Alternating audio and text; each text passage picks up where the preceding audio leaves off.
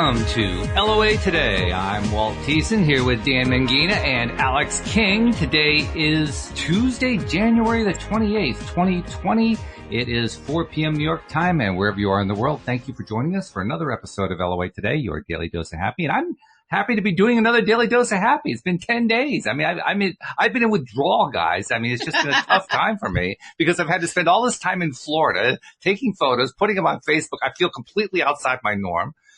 I must be doing growth or something. I don't know exactly. Must be doing growth or something. Fabulous. But it's been great. It's been really good. And Dan, it's good to have you back. You've been a bit of a world traveler yourself lately. I mean, you've been halfway around the world. I mean, to the other side of the world, doing 27-hour journeys back and forth, which was interesting. That's crazy. Yeah. Wow, that's crazy. Yeah, you got to be young to do that. That's how you know you're still young. Yeah, although I did look now, I just recently turned another age in December, and I'm in the next tick spot grouping. Mm-hmm. Mm-hmm. So you're now 26 instead of 25. Yeah. I'm like at the beginning of the checkbox grouping. Right. So the checkbox grouping goes like another 9 years above where I am. Yeah. I'm in that checkbox grouping. That's always a bit disconcerting when that happens. Mm-hmm. That happened to me last birthday. Yeah. Yeah. I'm not used to it. The idea that I have to actually admit that I'm a grown up now. I was speaking to my friend actually earlier today, and he's got 2 kids. And he's like, "Yeah, we're grown up, bro." It's like, "Yeah, we're grown ups." It's funny. But you don't have to be though. Why is it funny? Metrically. Well, the reason I say it's funny is because my brother and I had a similar conversation, not quite the same, but we were both. It was the day we were at Kennedy Space Center. You guys saw the photos from that On Sunday. And when we were there, at one point we were waiting for something to happen. I forget what. And we were just chatting, and I said to him, "Do you ever think about the fact that, when we were really young, we'd be looking forward to the future and saying, what would it be like for the two of us to be married? And here we are." And he said, "Yeah." Because it seems strange. We are. It seems strange. I mean, we've both been married for quite some time now, but it's just. It seems so far off. Yeah, because you don't really think of your brother, especially when you're young, your brother or your sister being married. You think of them as, the people you're growing up with. Right. And then to find that you're both married is really kind of a shock. It took us a few years to notice, but But seriously, it was a wonderful time. And I have to do a shout out to both my brother Mark and my sister-in-law Iona, who are previous co-hosts of the show, I might add. Mm-hmm. For giving us a fabulous time because we stayed with them, and Iona did a whole lot of planning. I mean, she figured out most of our vacation schedule, which made things really, really easy. But, yeah, it's amazing how much we packed into a relatively short period of time. We did the town. And I do have to say, Orlando is one of the bigger sprawling cities I've ever seen. I didn't expect it to be that big. Mm-hmm. I mean, I knew it's got, Disney, Universal, SeaWorld, all that kind of thing. And so there's going to be a sizable population around. But my God, they're probably the world champions in terms of retail strip malls. Wow. I swear to God. I mean, they're everywhere. They are literally everywhere. It's just, you can't drive 20 miles without seeing a continuous row of strip malls. It's crazy. Well, plus also they're doing so much growing right now that, like my brother termed it, the GPS maps can't keep up with the new construction. Bro, welcome to Boston. So literally you're driving down the highway and it says, take the exit here, and there's no exit because it's been bricked off for the next thing that they're putting in. I felt like I was in New England. You can't get there from here. I mean, it was. Facts, man, facts. No, but seriously, it was great. I loved, you guys also saw the photos of, the 2 Harry Potter lands in Universal. And those were great. I mean, they did a great job. Let's just be perfectly blunt. They did a fabulous job. You walk in, first of all, you don't even know that you're walking into Diagon Alley when you walk in, because that's what's supposed to happen, right? It's hidden. Right. So you kind of walk in like, oh my God, there it is. And it was really well done. And Hogsmeade, oh my God, Hogsmeade, it looked like a movie set. I mean, it was perfect. It was, I spent the entire time. Now we did between the two of them, of course, they're in two separate places. Mm-hmm. And then you have the Hogwarts Express between them. So that's how you get back and forth. Oh, and they genuinely have the Express. Oh, yeah. You get to ride the Hogwarts Express. Yeah. Whoa. I'm so jealous right now. Complete with, when you look out the windows are videos. So you get to see this whole video presentation while you're taking this 10-minute ride from one campus to the next. What? It's great. It's really great. Yeah. Okay. Really, really fun. I kind of need to find out which of my nephews and nieces are Harry Potter fans. Hi, I'm a Harry Potter fan. We can go. Yeah, I'm talking about someone I could sponsor and not look like a creep running around with. I don't care. I'm going in full robe and I'm going to get my wand. Like, hey, I don't really care right now. Dan, you don't have to worry. She's going to be wearing her unicorn crown. It doesn't make any difference. No. You don't go unicorn? No, I don't want to get eaten. Are you crazy? But you're a magic unicorn. It's in a magical universe. It's okay. Yeah, I know. In a Harry Potter world, who drinks unicorn blood? Oh yes. Hello? Yeah, but I hate to kind of clue you in on this, but in the last book, he got killed. Yeah, but like the book after, he's still here. He is. He is. He's come back. No spoilers, but you know. I need to read. It's called the Blessed Child. She's inventing book 8. No. You haven't read The Blessed Child? No. It's in play form, so it's like reading a script, but it's awesome. You got to read it, guys. So does this mean that Harry has to kill Voldemort again? Well, I mean, that was rather traumatic the first time. I mean, I can't say anything because it's all spoilers. I just can't. It's just. I'm going to be texting you after this for spoilers because I don't care. I'm just going to say this. The book takes place. Remember at the end of the last movie where it was 20 years later, which is like last year for us apparently. Yeah. 2019, and it was 20 years later, and their kids were getting on the train. It starts there. Okay. So the book is really basically about their children, but like it blossoms. It's really good though. Well, okay. It looks like I have a new item for my reading list after Joe Dispenza. It's quite thick. So who I was just with in Dubai. That's what Joe Dispenza, really? I went to a Joe Dispenza retreat. That's what I went to do. Wow! No kidding. Look at you. I was volunteering. So how do you spell Dispenza? Dispenza. That was beautifully done, Dan. I have to say. Thank you. One needs to mix it up. But Joe Dispenza, I have to also make a note about. I was reading one of his older books, You Are the Placebo, during the one I read. play fights. Is that what you're reading? Yeah. No, that's the first one of his books I read. That's the first one you read. Oh, okay. Mm-hmm. I read part of it down on flight down, part of it on the flight back. I still have about another third to go. And interestingly enough, the part that I was reading just before we touched down here in Connecticut on the way back was literally a description of what happened the next day. It was really quite astonishing, right? Because, I mean, Dan, you'll remember in the book, he talks a lot about how the physiology works in terms of when our subconscious minds are replaying old stuff, old tapes, right? And as he describes that, he's talking about what it takes to change that and what happens physiologically when you're changing all that.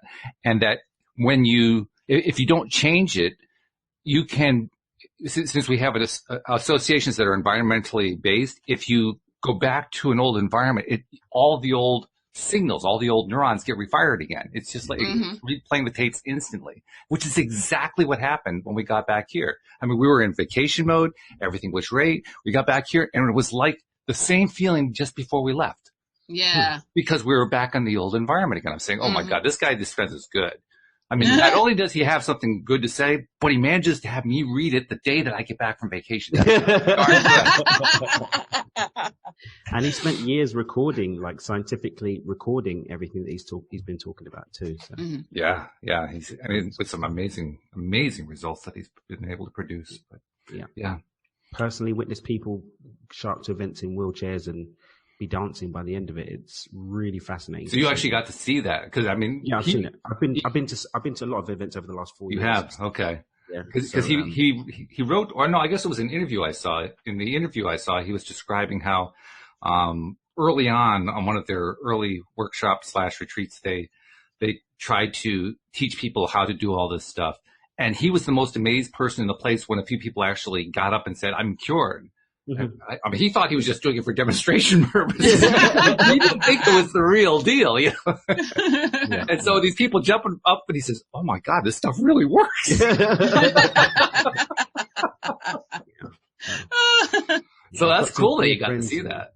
A dear friend of mine used the word and cured herself of cancer with no chemo, no surgery. So you actually know somebody who did. That's fabulous. I know a few people that have done some amazing things with this work. So it's been my life as it is. It's been applying that work in order to make the transitions that I have done. And anyway, it's good stuff. Really good stuff. I'll tell you what. My sister-in-law was one of the reasons we went down, because she just got her doctorate in statistics. Nice. But before she settled on statistics, there goes my buddy. Before we settled on statistics, or she settled on statistics as her final discipline, she had been studying neurosciences, neurobiology, and so forth. A lot of the same kind of material that Dispenza and others have covered. And so when she was my co-host on the show here back in years 2 and 3, she told me about a lot of this stuff, and she was sharing a lot about it. And we are actually now in kind of a informal conversation about doing a series of shows on Joe Dispenza books, starting with You Are the Placebo.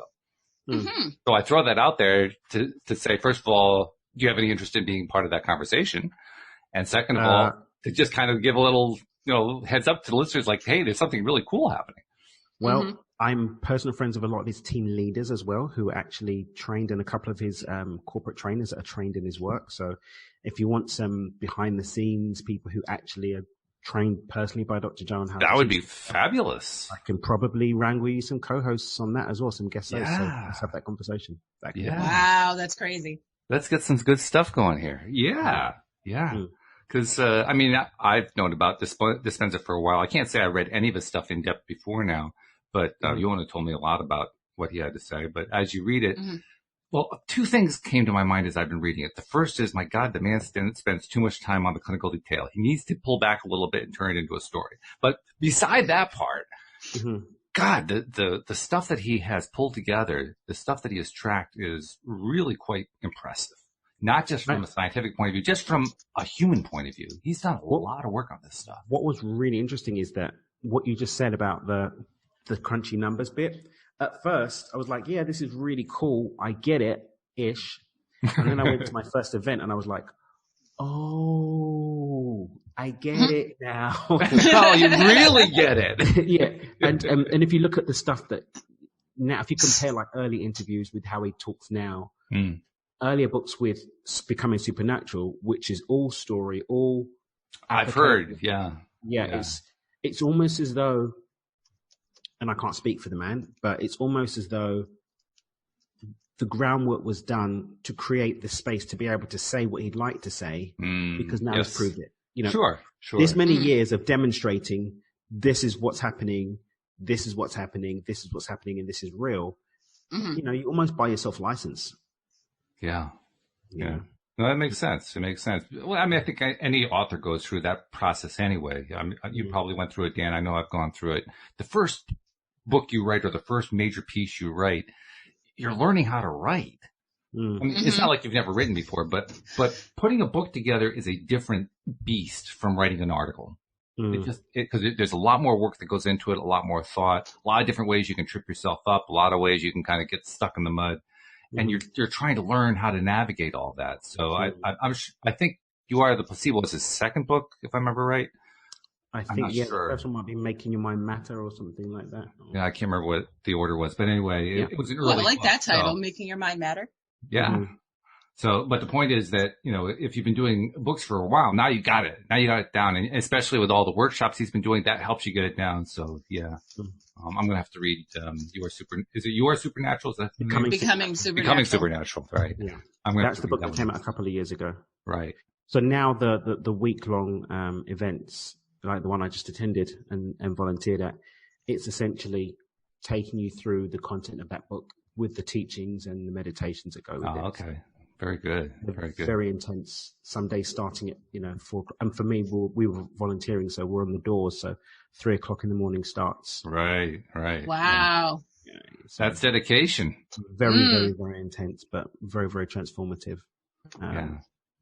Really, what's this is always an unfair question, but I like to ask it anyway. What's the number one thing you took away from those various workshops that you've been a part of? What's the best? Always something different. This last one, it wasn't, and I may get into trouble for saying this, but this last one, it was more about being, getting to be of service. And I was on the door, so I was greeting people in the morning and, dishing out morning hugs. And every day you get there's a bag and you pull out a coin with a random word on it. And we're handing these out every day. So giving these people and asking what coin they got. And, that was the highlight for me. Really? This particular one. Yeah. This particular one, the highlight was getting to give everyone their morning hugs and saying good morning to everyone and seeing everyone there and watching their energy change. Ah, yes. Mm-hmm. Yeah. Because this particular one, 90% of the attendees were new to the work. They've never been to an event before. Oh, yeah. Whereas ordinarily, there's a very high, the ones that I've been to, there's a very high percentage of returning people. Really? That's interesting. Yeah. But yeah, it was 90% new people. So you've got 1,200 people that don't know what they're in for. Right. Wow. That's going to be exciting. Yeah. I'm just watching those shifts happen. Beginning of the week, what's going on here? Like, who are these weird, happy people? And by the end of the week, it's like, I love you so much. The oxytocin levels are really high and everyone's hugging each other. So that for me was the biggest one from this one. It sounds like this one was for you a big human contact experience as much as it was learning this stuff. Definitely. For the first few years I was in this work, I was in another relationship, and there was boundaries from her not really understanding the community aspect of things and so on and so forth. Mm-hmm. So I wasn't really fully in. I was kind of like, okay, I'm here, but I'm thinking about stuff. I wasn't just able to just show up, be present. The first one that I went to after that relationship ended was very, very different because my energy was a lot more open and free. I didn't have to report back to check into someone. She came around to one before and came, but she wasn't on the event. She was just staying in the hotel. Every time I came out on a break, she was waiting at the door. So there was that whole thing about the environment. There was no environmental break. So, this one was interesting, but more importantly for me, what really, really, really was my, love it thing about this was, being on the doors every day. That was just really, really lovely. It is a satisfying thing. It's the one thing that I kind of wish a podcast would have, because you don't really see your audience. So you don't get to see how the show impacts people. But when you're in a place like that where you can see it, and from what you're describing, I'm inferring that not only are you seeing it, but you're seeing stuff that happens in a big way. You're seeing big change. You're seeing massive shifts in perceptions and in energy and enthusiasm and so forth. I agree with you. There's nothing better than that. I don't care what we're talking about. I don't care what the subject is. There's nothing better than just seeing people do huge growth and come out so much better at the other end. Yeah, I loved it. That's good stuff. So, well, that's what I did on my winter vacation. Alex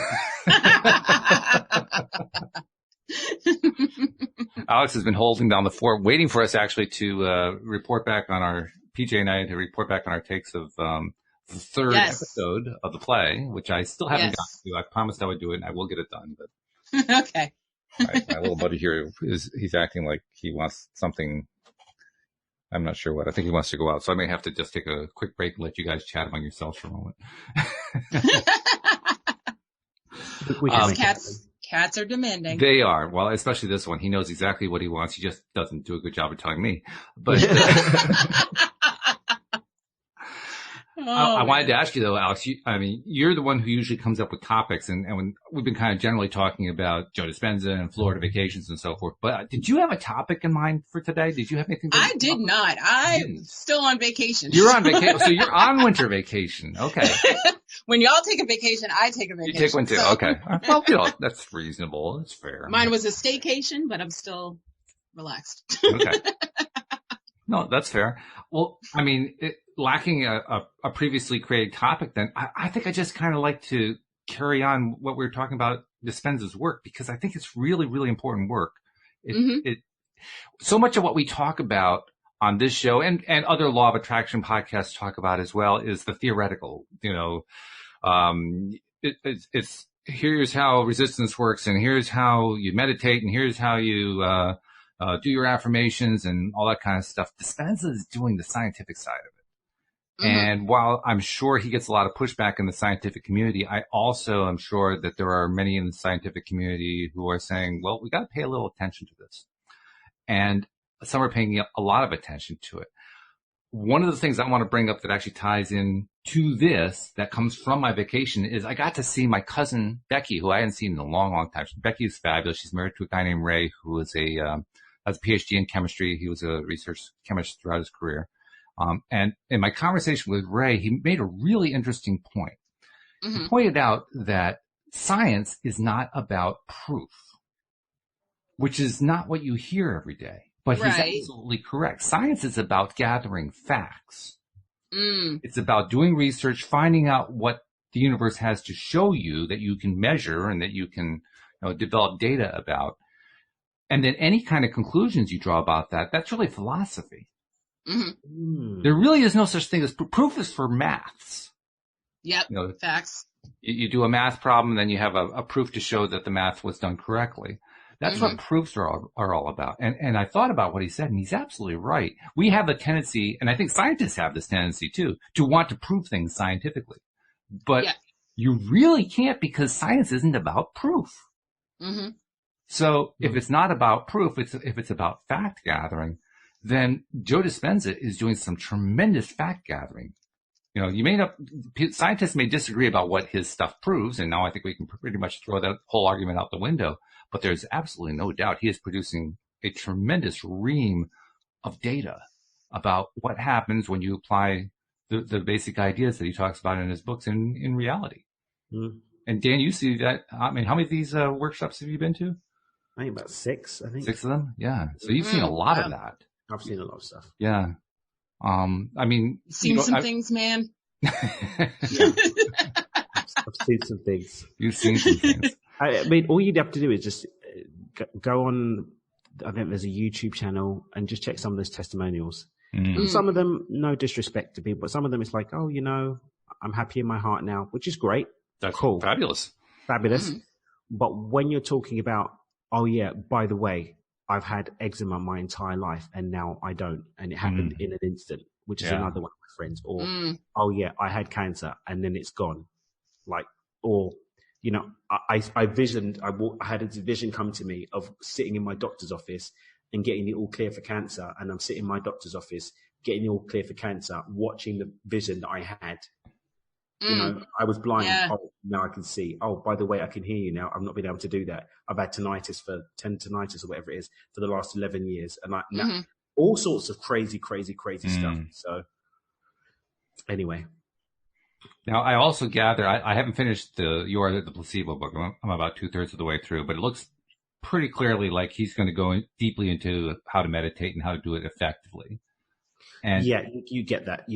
But this was really interesting. So when I first read You Are the Placebo, which was the first book that I read, I wasn't really interested in the meditation per se. I was like... That's why I didn't read it the first time, to be honest, because I saw the first one. I was like, "Oh, I don't need another book on meditation, please." Yeah, I was like, so this is really great application to take my mindset work deeper, and there's some validation of stuff I've been doing for the last decade or so. This is going to be really cool. I'm going to make so much money with this, and then went to the workshop. I'm like, I don't care about money. I just want to meditate. This thing that just happened for the last 2 days, I'd like to repeat this. All of yes, please. Because I bought the meditation and I was like just lying down and doing it, or like falling asleep, and I wasn't actually showing up to do it as a work. It was just a thing I was doing. Yeah, but when you experience, and I think now that there's the progressive workshop that he does is now available online, and it's really inexpensive. It's like a couple of $100 or $100 or something like that. And you get like 9 sessions plus meditations of him taking you through what the things are. So the experience that I had over that weekend, now you can do as a home study course and really get the application of it, which I think is really, really, really great. especially now it's near impossible to get to an event because they sell out in like as little as 4 minutes. Wow, they sell out. It's crazy. So, yeah. Yes. But what's different about his approach? I mean, like I said, I haven't really gotten into what he says about meditation in depth, but there are a lot of people who teach meditation. Dan, we both know that. There's just a lot of teachers out there, but you don't hear these kinds of stories like you get with Dispenza. So there's something he's doing different. What's he doing different? I can only speak to my personal experience. I can't obviously, I'm not trained to teach his work. Right. I'm a consumer. I've had some experience with it, but I'm a consumer. But you got more experience with it than I do, so I figure you're just being clear for the listeners in the audience. I'm speaking purely as a consumer, not as someone that's affiliated with the company or been trained or whatever. Right. From that perspective, having done lots of different types of work over the last 20 years, it feels very much like a hypnotic journey that takes you into really just connecting to something bigger and greater than yourself and coming back different. Now, not everybody does that with intention, but some of the meditations are specifically around intentional things like changing a belief system or connecting to a new potential.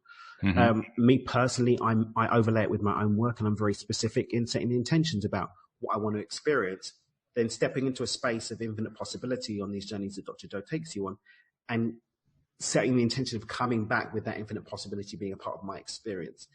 Almost like recognizing that moment to moment we're moving through different timelines based on what we expect to come next, and allowing yourself to go on a journey that goes into a realm where what comes next doesn't have to be so predictable. You can tap into infinite possibilities and come back to a completely different timeline where your illness is gone, where your abundance is there, where your energy levels are up, where your relationships are healed. And that's my personal experience, again, speaking for myself as a consumer. But that's insane. That's the perfect word. That is the perfect word. And I don't mean it disrespectfully or anything, but it's just what you described. It sounds great metaphorically, but you didn't sound like you did anything different.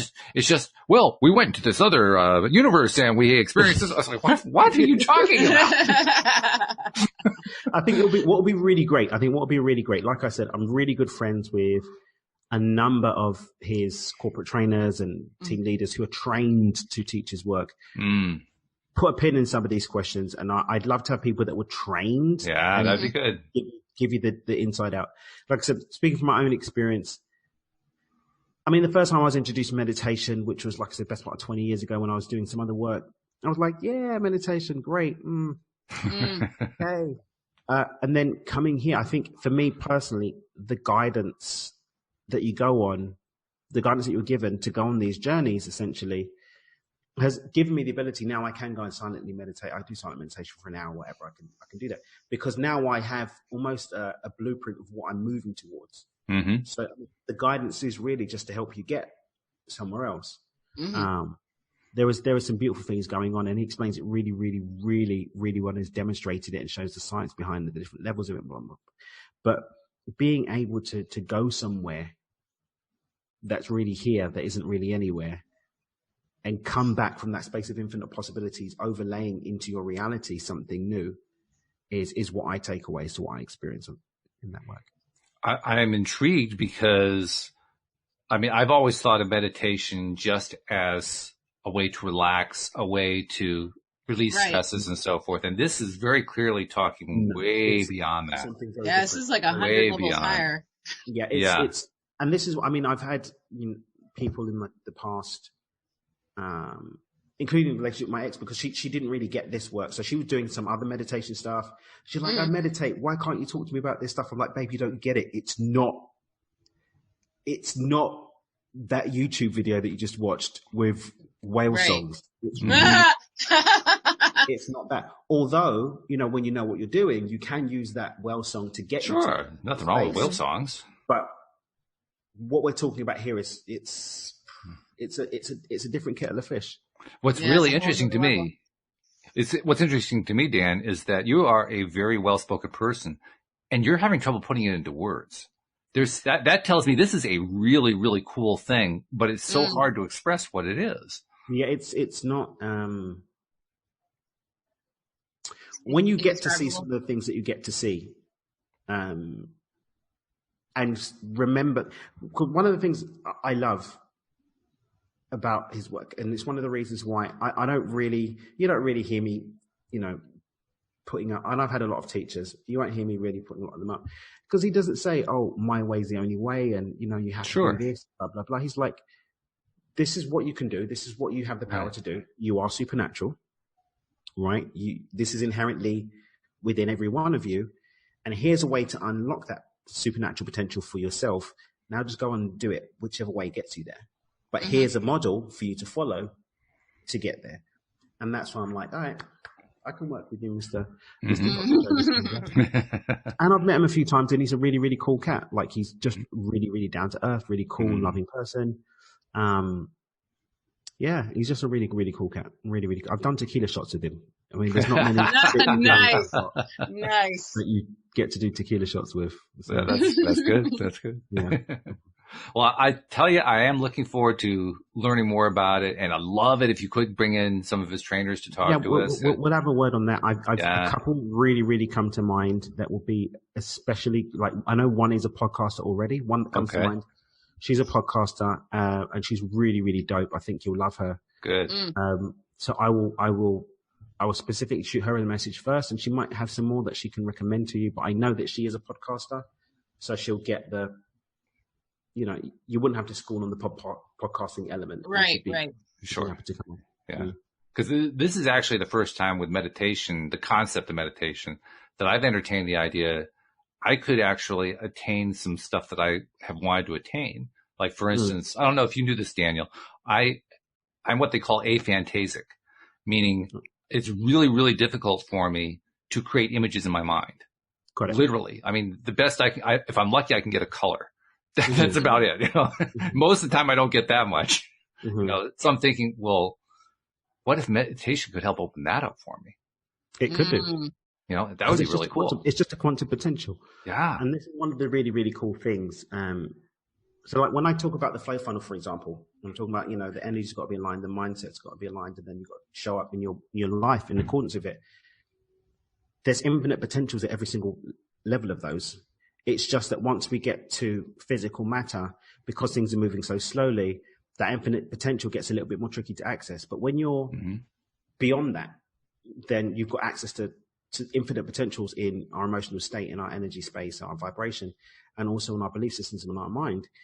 And this work allows you to tap that unlimited potential in that inner world. That's exciting.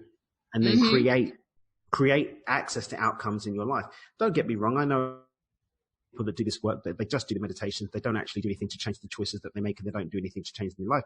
And so the results will be taking longer for them to get. But the people that I know are showing up and doing that work, getting their frequency set with it, accessing that infinite potential, choosing the elevated emotions that are aligned with it, choosing to make choices that are aligned with that new way of being, and showing up in the life from a space of love, and they're getting results.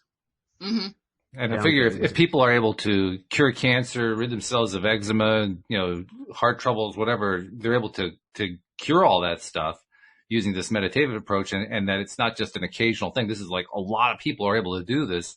Right. Well, shoot, I'm starting to imagine various things I could do with myself, with my own body, that I've been working out for the longest time with only minimal results. And that's cool. That's really cool. Not to mention the other areas of my life, because what are the big three? It's relationships, health, and money. Those are the three that people are mostly interested in. And I suspect this would probably impact all of them. But it probably, if it really is the real deal, and I think it probably is from what you're describing, it probably goes even much farther than that. We're talking about basically truly creating what Abraham Hicks has been promising us for years, which is we can have the completely abundant life right now. This is teaching us how to get there in a big, big way, just by doing this technique. It sounds like it anyway. Maybe I'm projecting too far. I would say, again, speaking from my own personal experience, look, it comes down to the truth just is, right? We're on the same page with that. Truth just is. That's true. Infinite potential is truth. Infinite possibilities is a truth. What this work allows you to do is to step beyond this realm of being where those infinite possibilities are lost, and reconnect with those, and actually come back with that reconnection as being what we experience. So yes, what we've been promised about being in our vortex. I mean, if you look, vortex is a full right now of people who are just making choices unaligned with it. Mm-hmm. So they're just filling up the vortex and refusing. I mean, I taught a retreat this weekend here in Cabo. And that's one of the things we're talking about, the stories that keep our vortex plugged, right? When if we just change the filter, then those things in the vortex can start popping out. And sometimes the changing of that filter requires or would be served by making those shifts internally. And this work can create that shift. And what I love about Dispenza is he doesn't hold back on recognizing and, in fact, emphasizing in a big way, at least in the book I'm reading right now, You Are the Placebo, that this isn't easy. This isn't an easy shift to make. I mean, there's a lot of resistance built up, as Abraham would call it. He terms it more in terms of the way that neurosciences would describe it. It's just hard to do things. It's hard to change patterns in thought process and so forth. But he gets it. He not only gets it, he advocates, yes, that part can be really, really hard. But he also keeps hinting at, but you can get there, and we're going to show you how to get there. Right. That's a level of realism you don't get with a lot of the teachers. Mm-hmm. Yeah, a friend of mine uses the framework of discipline, dedication, and time. Hashtag. Always count on you, Alex, to get the right hashtags. You're good at it. Right? Like doing the work. I mean, another friend of mine who did his work, you know, it was really interesting. For a long time, her symptoms got worse. Like stuff got worse for a long time, but she just kept doing the work. You know, she was doing, you know, a couple of his meditations a day, one called Blessing of the Energy Centers, and I don't remember the other one that she was doing, which was just doing that every day. And now not only is she in full health, she's experiencing massive amounts of abundance. She's in a loving relationship. Everything has shifted, but it took her consistent. And her testimonials is in becoming supernatural. Oh, it is. Yeah, it's in there. They're under pseudonyms, but she's one of the stories, the case studies that are in there. Okay. That are in the book. But yeah, just consistently showing up and doing the work. And that's going to be true no matter who you're following or what teaching you're tapping into, because it's so easy to give up on doing that work. Let's be honest, especially when you're getting the results like your friend was getting, right? Where it's getting worse. It's not getting better. Like, this stuff doesn't work. You know? That's when the rubber meets the road, and you really show yourself whether or not you're committed to change, despite the fact that you're not seeing what you're hoping to see. The river and change. The river and change can be an interesting one. So something came up even for me this weekend. Me personally, something that I've been working on for a while, and I'm probably going to do a Facebook Live about this today. And it's when we get ourselves so caught up in the journey that we get addicted to being in the journey and never actually make it out of the river of change. Yeah. You know, the addiction to being who we are becomes so deeply entrenched that even in the face of doing work to elicit change, we end up just staying the same. Yeah, I totally feel that right now. Why is that? I feel like, in the sense of how most of our listeners know how I'm very stationary and complacent. Yes. But you have this pattern thing down pat, I would say. Sure do.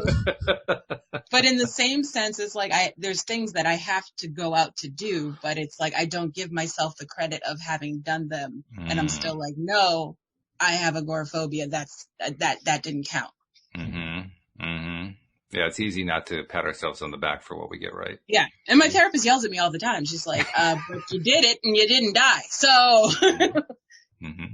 Clap for once. It'll be okay. So what do you conclude from all that? What's the takeaway? I just can't wrap my brain around it. I'm like, yeah, I did it, but I had to. I didn't want to. Like, that's the fight I'm having now. I want to be able to want to go out. Right. But my brain doesn't get that part. Because like I did it and I didn't die. Dedication and time. Discipline, dedication, and time. The neural pathways that are in place right now that are playing out the pattern of not wanting to aren't going to shift until you show the mind that it's safe to make that change. Right. And that leverage will imprint new neural pathways, which over time will create new behavioral patterns. And then that feeling that you have, which is just chemicals and hormones being produced in the body in response to those existing neural pathways, will change. The emotional state will be different, and then you'll have the different experience. But it's not going to happen unless you're witnessing it. Yeah, I got to get out of my own head. That's what it is. Definitely. Because I'm not in the moment. I'm just like, I'm worried about like, okay, this is great right now, but when I get home, the panic starts, and then it's like I'm already 2 steps ahead in the negative, as opposed to going, you know what? Maybe when I get home, I won't panic about it. Breaking the Habit of Being Yourself, I think, is a book with associative meditation that will probably support what you're talking about. Okay. Yeah. Check out Breaking the Habit of Being Yourself. I think that's the one that came before You Are the Placebo. I think that is the one, yeah. Breaking the Habit of Being Yourself. And by the way, that also contains a phrase that still, I actually have a little trouble with it. I'm curious to see how he develops that over time, as I'll read future stuff. But he talks about yourself, your ego, as literally being the equivalent of your body, which is the equivalent of your subconscious mind. In other words, our identity is in our body, is the way he's describing it. And I don't really feel like my identity is in my body. So that kind of creates a conflict in my mind. Again, I'm not qualified to speak on it in detail, but I would say this, that from memory of lectures and stuff I've been on, we've got to remember that all of our thoughts end up being reflected in our body because we have memories stored in the body. That much I buy into. That I can definitely buy into that part. Right, so if we take a step further, then our personality, which is when our subconscious mind is running, is playing against the blueprint of those memories, and those memories are stored in the body. So if the memories are in the body, then the personality is also in the body, because the thing that's creating the personality, our personal reality, is those memories. They're also in the body too. Mm-hmm. Okay, but isn't it true that who I am is also not necessarily part of the body, that who I am is just me? You're talking about your soul, your true essence, right? Yes, my true essence. But we're talking about your true essence doesn't involve is more than your personality. We're not talking about the memories there. It's like when Paul Selig, the guides that are channeled through Paul Selig, talk about the small self and the true self.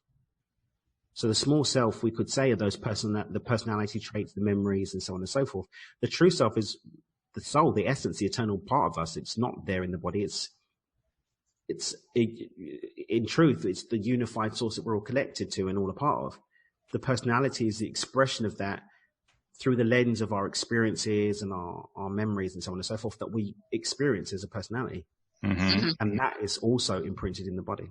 I guess what I'm saying is, yes, we describe them as being different, but to me, they're all so interconnected that it's not accurate to say that one is divorced from the other. To me, they're all part of the same continuum. We could say, ice and water, they are the same continuum, but they're in different environments, operating in different ways. So at different level of density, our experience of it is going to be different. So when water's at the density of ice, we experience it very differently to when it's in the density of steam. Facts. One's great for a cocktail and one's great for a coffee. So it doesn't change the fact that it's still H2O, but it is experienced at different density in a different way. Right. Yeah, that makes sense. That I can actually buy into better, because he also talks about how you have to let go of who you are. What he's really talking about is letting go of that subconscious that's buried in your body, and I can understand that, sure. Mm-hmm. I just want to make sure I also am in tune with what he's saying when I think to myself, well, I am that bigger self. That's who I feel like I really am. Yeah, but the connection, even the connection to that bigger self here in three-dimensional reality, is limited by the self. The lens through which we see is who we are in the moment, right? And who we are at the moment is accumulation of the memories of what we've been up to this time, and that shows up as our personality. So we need to let go of that if we want to go and create something else. And to some extent, I would say, from my personal experience, letting go here and now of those stories that make up the illusion of who I am in the moment is what allows you to access that trueness, that true self, in that true realm of infinite possibilities, and then create unlimited outcomes. Mm-hmm. Okay. I can't say I'm totally satisfied in my own mind, but your explanation makes a lot of sense. I wouldn't say that I have not even the skill, but the authority really to speak on it more fully. And I think his work will, as you keep going through the books, it will help you to understand right a bit more. But then, like I said, I'm definitely going to hook you up with a couple of really cool cats and kittens who can answer more fully, because they're trained to deal with such questions.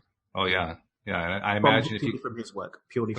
If you've gone through his training, which I'm sure he has a direct hand in how they get trained and what they're doing. You're getting the best training. He does it personally. He personally trains them.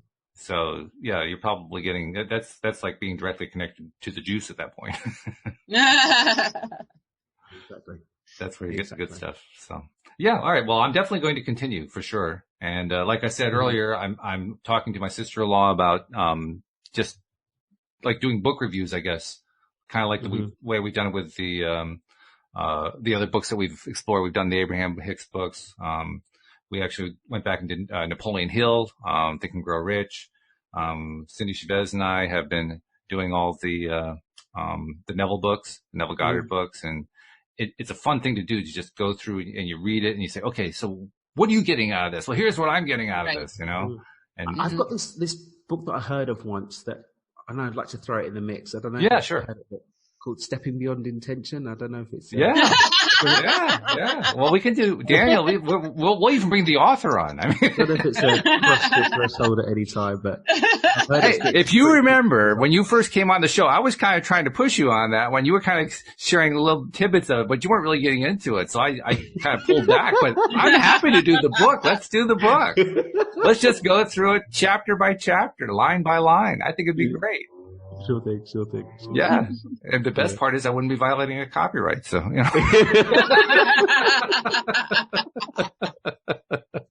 Love it. Yeah, I think we should do that. In fact, I will put it out here right now. Let's start doing your book next week with next Tuesday's show. All right. Done. Okay.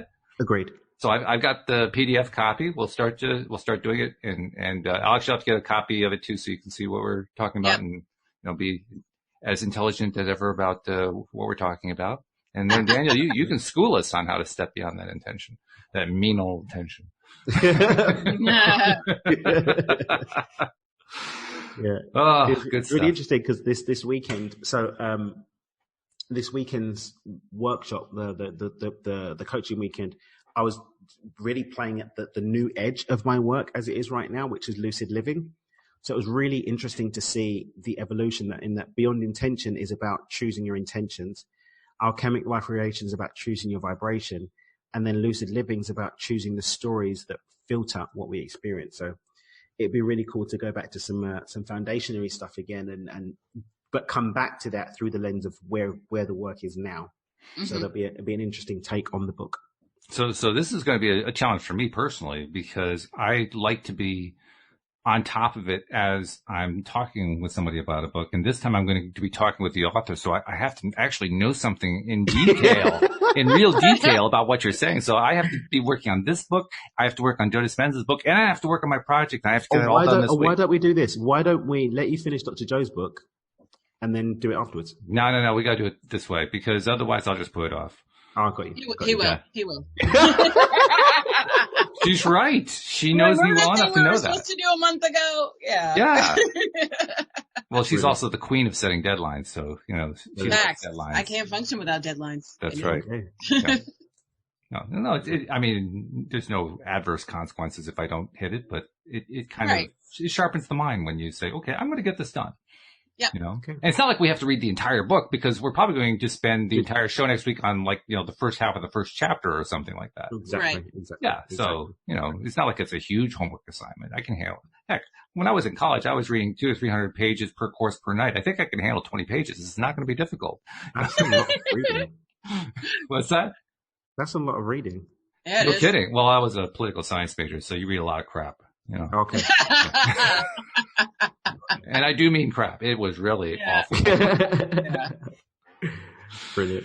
Yeah, I still haven't figured out why I was a political science major. I mean, it was preparing you for 2020. That's what it was doing. It was also answering a number of questions that I had at the time in very dysfunctional ways, and ultimately did give me a very valuable piece of information, which is that politics is useless. I mean, I could have told you that, and I know nothing about politics. But that's why. It's useless. Well, I shouldn't say that. Politics isn't actually useless. What it is unproductive toward anything that I value. It's very productive toward people, toward the values of people who are fearful and scarcity driven and, basically just want to be anxious about everything without having been diagnosed with anxiety. I mean, these people you were diagnosed with anxiety. They go out of their way to take it on. Yeah, I know. And I'm just like, I have enough in my life. I'm going to leave that over there. I need it. Bring it here. I think we've opened a monster here. But yeah, no, I mean, I'm sure there were things that I have gotten out of that experience that were worthwhile. But looking back, I kind of wish I'd picked something else. Just saying. Anyway. But then you wouldn't be the Walt of today. I guess I wouldn't. No, that's true. Yeah. Exactly. That's part of who I am. You can't change your past. You'd be a whole new Walt. And there are a lot of things that's really a very good point. There are a lot of things that I've done in my life when I was doing them and dealing with them. I was saying, why am I dealing with this nonsense? Mm-hmm. But you know what? It all added up. It all added up to not just who I am today, but where my skills are. I mean, I wouldn't be doing this podcast if it weren't for a lot of that crazy crap I went through. Mm. That's just simple fact. If everything had gone well, I'd be, just going off and doing the stuff that went well. I wouldn't be doing a podcast.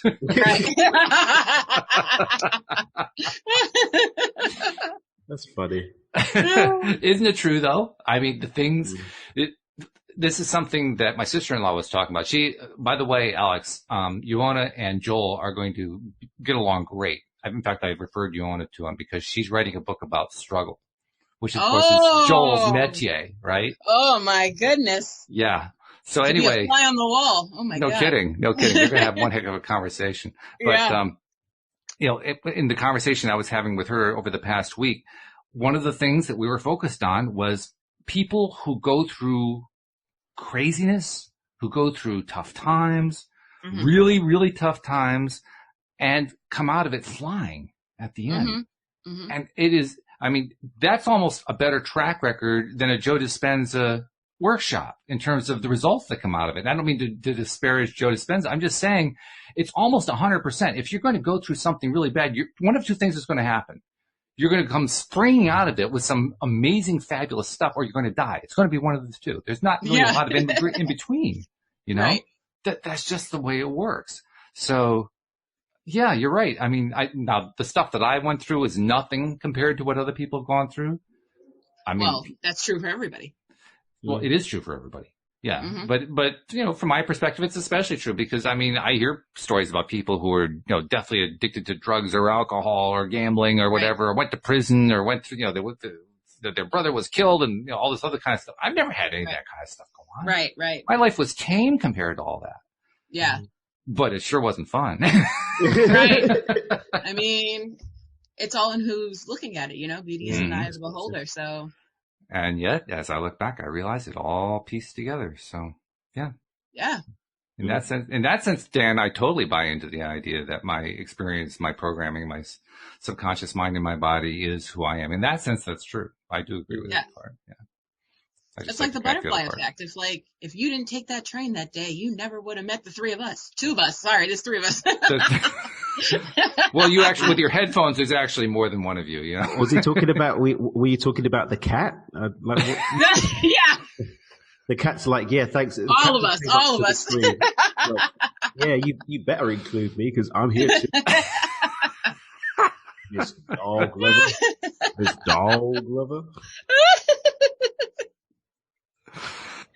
I can tell that our hour is almost up because we're going completely off the rails here. So, oh yeah, but this is a good thing. So let's try to tie it together a little more professionally because we're also professionals here, right? Yeah, sure. Here is people doing serious things. I know, man. Dan. Gosh. So Daniel, let's give people a chance to find out how they reach out to Daniel Mangano because they're going to want to do that, especially when they start listening to our beginning summary of stepping into your Beyond Intention starting next week. Join my Facebook group, Dream with Dan. So you can go to facebook.com/groups/Dream with Dan. No, scrap that. dreamwithdan.com/Facebook. So dreamwithdan.com/Facebook. We'll take you to the Facebook group. I do masterclasses in there. We're doing one now on lucid living. There's clips from my retreat this week, and they're going to be going in there as exclusive content. Oh, that's too, great. which is really groovy. So there's a lot of groovy stuff in there. And that's probably the most effective place to connect with me, to connect with the people in the community I'm building with Dreamers, and get the opportunity to apply some of the stuff that they're going to learn back in the book. And you do put out a lot of very cool content. I mean, it seems like, Thank you, sir. now, like you pointed out very diplomatically at the top of the show, I don't get onto Facebook very often. But on those occasions where I have been there, it seems like you're always live. So I know you do a lot of content. I get notifications in the middle of the day. I'm like, oh, random. Perfect timing. So I guess my point is it's well worth it for listeners to check out dreamwithdan.com/Facebook, because there's a lot of content there. There has to be, considering how many times I see you there. Either that or else you're just replaying the same thing over and over again. I mean, I don't really know, but in the world of infinite possibilities, who knows which that's true, yes. In another universe, you probably are. You know? Exactly. Touche. And Alex, the queen of the spoilers, you did a very adroit job of not spoiling Harry Potter. I have to give you credit, because you were probably bursting at the seams wanting to do that. I still am, considering the book came out probably about 3 years ago. Like, y'all got to get it together. Is there like what do they call limitations it? On spoilers? Yeah, that's the one. You got it. Yeah. Is there? In my Facebook group, there is, like, if it's within the season that we're currently on, you shouldn't spoil it. However, if it's a past season, you're allowed to spoil it, and it's everybody else's fault if they're not caught up. So you were actually showing tremendous self-restraint, because this is a 3-year-old thing, and you were still, not spoiling. Right. So with that testimonial out of the way, showing just what level of integrity you really have, what spoilers do you have for us? Well, it's been a good week, because most of our I think all of our shows are back in season now. Everybody's back from their winter hiatus, so a lot of cool things are happening. Again, season 15, the final season of Supernatural, is ending. For me, it's a little slow right now, because I'm like, guys, this is the last season. Like, what is happening? We got to get it in. Oh my gosh! I've waited. I want them to finish it so I can watch it back to back and binge it. I don't want to wait for the next week. Definitely binge it. We'll start now, because by the time you're ready, it'll be done. Okay, I may actually just forget about all the tasks that I actually had to do today. If I can steer one person a day towards Supernatural, my job is done. I mean, the end of season 14 with the thing with Jack, and then Death was there, and then the other thing was there, and then Chuck was like, Chuck? Really? Right? Bro? Facts. I was like, really? This is what you're doing? I don't know where this is going to go. I really don't know where it's going to. I mean, I've had a little glimpse into the future. I'm very excited at what's happening. I have a theory, but I'm not going to spoil it. Can you text me your theory, please? Please text me your theory. I will send you a video on Instagram of my theory. Please do this. Okay. And by the way, we do want to clarify, this is not the same kind of Supernatural as we were talking about before with Dr. Joe Dispenza's You Are Supernatural. They really don't connect at all. One is about connecting to the beauty of the divine, and one is about kicking butt of demons and vampires. Actual factuals. Although I suppose if your mission in life is to actively go out and kick the butt of demons and factuals, then perhaps it actually would apply. But other than that, check out Dr. Everything connects one way or another. Well, I'll just leave you with this thought, and this is again out of Dr. Joe Dispenza's writings.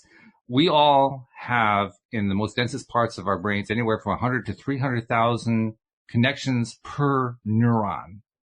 Damn. I mean, we've got some really busy neurons going on inside our heads. Oh, I already knew that up here. It's crazy in here. And the more we think about, and the more that we talk about, and the more that we explore, especially outside, more the neurons are firing, especially outside of our comfort zones, especially outside of our daily patterns. The more stuff that goes outside of it, the bigger it gets. Yeah. I mean, that's pretty darn supernatural. So, I mean, I'm not crazy myself personally about going after vampires, but, you know, for those who are interested in it, Hey, I have to admit, you guys are building neurons that I don't even think about. Season 1 will get you. And it all counts. It all counts because you're enjoying it. Mm-hmm. Because that's really the most important thing anyway. Yeah, so, that's all that matters. Daniel, I'm looking forward next week to talking about your book in detail. Also looking forward to sharing about it. You're going to have to get your professorial hat on so that we know that you are the man in charge. I will just let you be the man in charge and be here to do some... I was going to mail you a fedora, but if you want it, that's fine. Oh, I'll have a fedora. No. Oh, okay. All right. Can I have a unicorn fedora? I'm going to see what I can do. I don't know how it'll travel, but I'll see what I can do. See, that's the beauty of having a professorial hat, because the professor gets to decide what the hat is. Facts. Uh-oh, the eyebrows are going up and down. He's really excited now. They're deliberately doing it silently so that people on YouTube can get to this. Exactly. Speaking of which... This is why you need to be on YouTube. So go tell people how to do that, and I'll tell people about the podcast, and we'll be done. Well, for those of you who are listening, you need to go to YouTube, search LOA Today podcast videos, and while you're there, see our smiling faces. Click down below on the red subscribe button. Next to the red subscribe button, there's a silver bell. Click that silver bell and make sure you click all so you will always be notified when we are live. And while Dan is signing this for the deaf, I also want to remind you to become a subscriber to LOA Today's podcast. Very simple to do. Go to loatoday.net website, and at the top of the page, you will see all the instructions on exactly how to do it. It takes about 2 clicks. Dan did it in 1. If he did it in 1, you can do it in 1. And once there, you got all of them coming right to your device every single time that we publish them. And that's the way to do it. So that's the way to do it. That's the way to do it. It's very simple. And be sure to follow the Instagram account, because we need people to follow the Instagram account. I need to speak to you about that Instagram. Like, you can have it because I don't pay attention. You have to understand, Daniel, the Instagram has been handed along from person to person to person, and nobody's doing it. I'm the only one who didn't volunteer because I was like, no, I have too many of the other Instagram accounts for everything else. No, do you know what I'm going to do? We'll have a chat. What I'll do, I'm literally just making some changes to my social media team. Mm-hmm. I'll wrap it in and let them promote it and let people know what we're doing here via Instagram. Love it. Cool. Love it. I am a total fan. If I wasn't a fan before, and I am a total fan now. So with that happy thought in mind, thank you, Daniel. Thank you, Alex. And we'll see you all next time here on LOA Today. Say the words properly, Walt. Goodbye, everybody.